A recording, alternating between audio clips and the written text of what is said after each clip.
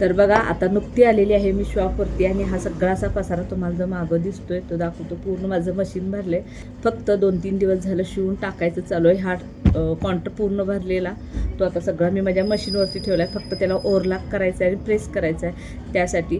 तर आता आल्यानंतर सुद्धा मला शिवायलाच घ्यायचं होतं, पण आणि परत शिवायला घेतलं तर परत ओव्हरलॅप आणि प्रेसिंग करायचं राहतं आणि मग कोणतं ब्लाऊज न्यायला आलं की मग त्यांना थांबवून घ्यायला नको, म्हणून आज पहिला आल्या ओव्हरलॅपचं काम करायला घेतले. तर तुम्हाला दाखवते बघा. तर आता हा एक ड्रेस आहे, हा मी ओव्हरलॅप मारायला लागले. तर इथे बघू शकता हा ढीग जो पडलेला आहे.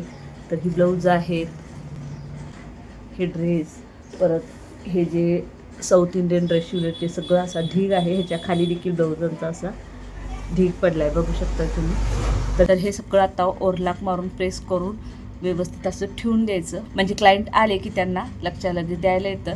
आता हे सगळं झाल्यानंतर ह्याला आता 1 तास तरी लागेल. हे सगळं झाल्यानंतर मग पुन्हा शिवायला घ्यायचं.